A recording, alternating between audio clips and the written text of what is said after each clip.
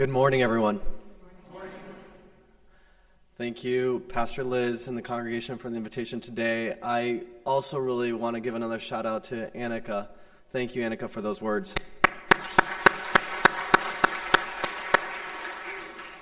Speaking at the age of 17 is not easy, especially in front of your mentors, in front of your friends, and those who you don't even know online watching. So it's no easy task. But there is something very true that I think resounds in all of us, not just about resiliency, but about the times that we are now facing. And I would say that's a feeling of solitude, perhaps loneliness. And so it's so great that you can come together in this community and have community. I was joking around earlier as I came in. I'm a Catholic, so by virtue I'm a very guilty Catholic. And it's wonderful to come into a church and a community and find people laughing and being joyful and smiling and telling stories and even having a hard time coming in because you're having such a great time outside too. That's a great thing. It's a wonderful thing. The Catholic side of me always feels guilty coming into church, so I just sit in the back pew quietly and beg for forgiveness. Well, thank you for having me here. It's really a joy to be here. Actually, a year ago, almost to the date, I was in a little camp out on the coast of Lake Michigan. I'd been there 29 years ago before, and I had been invited to come back. And this is a summer leadership camp with roughly 200, 300 students, roughly around Annika's age. So you can imagine it's a little crazy. And they asked me to come, and the hope was to engage in a conversation about happiness. Well, where do you find happiness? How do you achieve happiness? And for many students there, and dare I say for many of us here, we think of happiness in terms of how do we progress? How do we feel better about ourselves?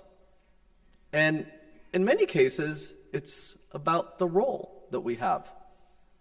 In many cases, it's about the salary that we obtain. And for many students, it was, do I get an apartment? Do I buy a condo? Can one day I buy a house? How big will that house be? What kind of car will I have? Can I get a BMW or a Mercedes one day? No offense to anyone who has a Mercedes or a BMW. But the point is that happiness is something that we keep reaching for. Will that title be enough? Will that salary be enough? Do I like those pair of Nikes? Do I need a nicer pair, a newer pair of Nikes? And I asked the students for a moment to consider if we shouldn't be concerning ourselves with happiness. And they all looked at me kind of, what's wrong with this guy who's talking here? And instead of looking at happiness, shall we look for something else? Because perhaps happiness is something that we never truly attain. And it might cause us sadness by never being the CEO of that company, by never being the team captain. So instead, I posed an idea to these young people, and I said, what if we focused on glimmers? How many of you know what a glimmer is? Okay, great. A glimmer are little moments of joy. I think I just experienced that. When I was up here and we gave each other the sign of peace, you could tell there were people smiling. There were glimmers. I have many examples of glimmers. I think glimmers can be found many times in a day. And I hope, Annika, you can share this with your friends too. When I listen to a song, maybe a song that reminds me of a good time that I had in the past, maybe of a time that was a little wild, that brings back a little glimmer. It could be an old song from the Beatles, a song from the Eagles. We were just talking about the 80s. Some of you went to an 80s party. Didn't invite Frank, that's okay. The music, it brings back great memories. It gives you that glimmer. My girlfriend Lou, who's here today, and I took advantage of a sunny day yesterday. We planted plants. And I thought, oh, this is pretty nice. The garden looks nicer. We put a couple lights out, solar lights. But what brought her a lot of joy was that she put up a squirrel feeder. I had never even thought about buying one of those. How many of you have ever had a kid or know a little baby? Most of you. I would hope so. I don't have children, but I take care of some of my friends' kids. And one of my friends asked me, can you write a memory of Beatrice, this little girl that I'd known for a long time? What's one of the fondest memories you have of her? And I appreciated her asking me this question because I thought about that moment one day when I was carrying her.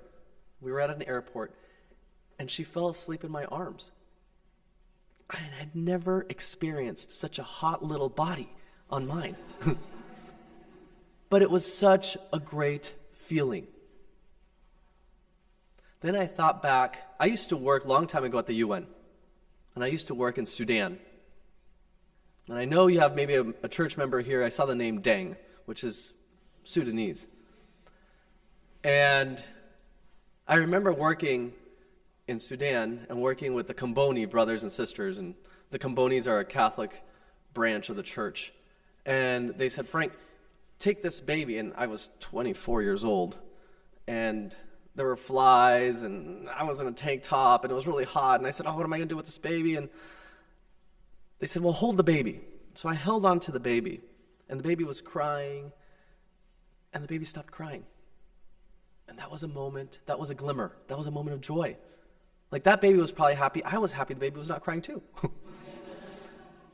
And then I looked at the sister, and I said, sister, well, what's wrong with this baby? And the baby was, just all there, no clothes, nothing. And she said, well, it's got a contagious skin disease, Frank. MashaAllah. And I said, okay. And I survived. Nothing happened to me. But that was a great memory. It was a great glimmer. As I said, I think you can find glimmers in any part of your day. And there's so many memories that you can think back on. I would say, this is a great message to give to young people. Find the glimmers. It's a great message for people our age. Find the glimmer. As some of you know, I had the honor to work under the pleasure of former President Barack Obama. And he is the same person that you see on TV. He would walk around the EOB, the old executive, the Eisenhower building, and he would fist bump. He was big into fist bumping. It's good that he wasn't there during COVID because he couldn't fist bump as much. But he always would stop and speak with one of the custodians. So I was curious one day, and I went up to her. I said, hey, what does the president talk to you about? And she said, about my desires to make music. I said, well, that's pretty cool. And she said, yes. And then she smiled and walked away. That glimmer is impressive. I'd never forgotten that. The way she lit up. And that was then. Let's talk about the now. Since we're talking about resiliency, perhaps we need to talk about the now. A little over 2 years ago, I came to Oregon. I came back to Oregon. And I had the opportunity to come work at Ecumenical Ministries of Oregon. Now, how many of you heard the word ecumenical? There you go. It's not just the kids. Not all of you know it. And one of the greatest things about working at Ecumenical Ministries of Oregon, or as it's known locally as EMO, is that we do a lot of service to our community. In fact, not far from here, how many of you know NEFP? There we go. NEFP is our food pantry in the Cully neighborhood, and we serve roughly 1,100 people a week to get food security, and a lot of families. So I think many of you volunteered and have supported that program. It's wonderful. Coming to Oregon and working for EMO, I realized that EMO works on domestic violence survivor assistance. We are assisting homeless youth get housing and graduate from high school. Some of you may know this, but 94% of male adults that are homeless in the city of Portland were homeless youth. So we know that if we can prevent this, we'll prevent homeless adults. So we work with homeless youth. We have a refugee resettlement program. That's not going too well, as you can imagine. But we're still serving the people who arrived just hours before the refugee flights were banned. We have a legal clinic for immigrants. Now that's busy as you could ever imagine. We have an HIV/AIDS Day Center. I think Pastor Liz knows this. It's the oldest HIV/AIDS Day Center in the United States. And one of the reasons why it was there 41 years ago when people shunned that community was because of churches, was because of the Presbyterians, it was because of the Episcopals, it was because of the Lutherans, it was because we came together over common values of human dignity. We have a creation justice program. We have Earth Hubs. We care about the environment. We advocate on several different policies. Everything from compassionate care, where we ask the state to consider releasing those in hospice that are in state prisons. We have many different bills that we're looking at now. We have a great one that is focused on how we help immigrants in our community. 25,000 Oregonians who are living, working in our communities, for example, are in fear of an unjust deportation. These are 25,000 Oregonians that have a pathway towards documentation. They've either married a U.S. citizen or they were here during the Amnesty Act of the Clinton era. So we have an opportunity to advocate for them. And we're doing that, and we have great news. Last Friday, we just heard that it's going to a working group, which means that it has a higher chance of becoming a law to be considered for funding. And that's Senate Bill 703. So we're excited about that. Regardless, we've seen a cut in this time of almost $1.5 million in funding from the federal government. Those cuts are not just politics. I dare to say that we, as a faith community, could say they're unjust practices. So I can tell you at EMO, we've faced a happiness crisis. A crisis similar to what a lot of young people feel that they need to achieve is happiness. Frank, this is not a happy time. There's people who say, Frank, I'm anxious, I'm fearful of what's coming and what has already arrived. That's a lot of anxiety. And then I have others who say, Frank, am I going to get laid off? I have others who say, Frank, you need to find us more money for more lawyers. We need to be doing more. Are both correct? Yes, both are absolutely right. And as I say this, and I think this applies to all of us, you have a right to feel any way you want. You can be upset, you can be angry. It's what you do with those feelings that truly matters.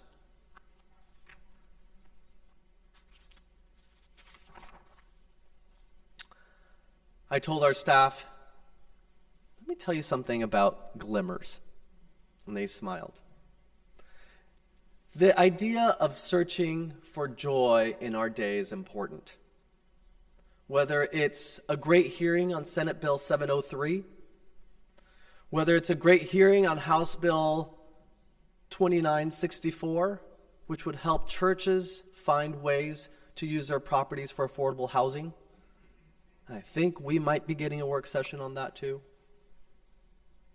I think there are many ways for us to find glimmers in what we do. And not to turn political, but we can't change what is in Washington. We can't unelect somebody at this moment. That's not going to happen. But we can do something here locally. Our attorneys, who understand that we're facing severe cuts, have decided we may not be able to hire more attorneys, but this is what we're going to do. We're going to do Know Your Rights workshops online and distribute them. A couple of weeks ago, or actually just a week and a half ago, I went to a Catholic parish, and on a Sunday evening, in the cloak of darkness, we brought 40 undocumented families together. 40 undocumented families that have kids that were born in the United States. And we helped them do change of guardianship papers. So if their parents were hauled away in a raid, their kids would not be deported to an ICE facility, but could stay with someone that they knew. It is sad that we've come to this moment in our history. And as I'd like to tell our staff, we don't help others because they're Americans. We help others because we are Americans. And I think there's a key difference in that. And so it saddens me, as a son of 2 immigrants to the United States, to see this happening. Someone who served our country both in government and in public service. But what I do know is that we are capable of getting through this moment. That resiliency that Annika spoke about, it's alive in all of us. It's alive in this community. So, what have we done to bring a little glimmer of hope? A little glimmer of joy? Our staff said, Frank, can you put our DEI statement and belonging statement from the About section not in the garbage? I said, of course, that's who we are. I said, instead, we'll do something even better. So when you open up the emo page, you don't have to go to the About Us. Right there it says, this is who we are and we welcome all. All right? That's what we have to do. Those are glimmers. So I'm going to ask each of you now, I'm going to challenge each of you to find the joy that's ever so present in your day. So, as my former boss, Barack Obama, would say, and I could hear his thoughts in my head, Frank, glimmers are nice. I get a glimmer every time I eat an ice cream. But we have to do more than just joy. Catholic liberation theology, which I studied a lot of under the Jesuits, reminds us that in our deepest pain, we find our greatest strength. In our deepest pain, we find our greatest strength. I think about Martin Luther King Jr. Did he face a hard time with an average of 40 death threats a day? Was it difficult? Well, heck yeah, it was difficult. It was very difficult. And he didn't bow down. He didn't kowtow. He rose to the challenge. He knew that every time that there was a discussion, every time there was a march, every time he received a call from the president saying, Martin, slow down. We can't keep up. He smiled. There's even records of this. They'd say, how do you keep going? And he said, I lean into 2 things. My faith in God's love and the fact that we are making progress. So, we, as people of God, people of faith, are very fortunate. We have been given 3 simple things to do. Unless you're Catholic, then you have to feel guilty. That's the 4th. But the 3 things are, I think you can see it here. We've got some other shirts in the room. Do justice. Love mercy. Walk humbly with your God. So how does that translate to us here today? I'm going to ask each of you to look for 1 or 2 issues. Find 1 or 2 credible sources of information or experts. And do 1 or 2 things here locally. We're going to do justice. We're not just going to do love or mercy or walk humbly. We're going to do justice in a way that will bring us also joy. Certain people want us to not feel joy. We're going to defy that. We're going to feel joy because we're doing what is right, what we're called to do. So, eat that ice cream cone, have that glimmer of joy, and fight for justice locally. Thank you.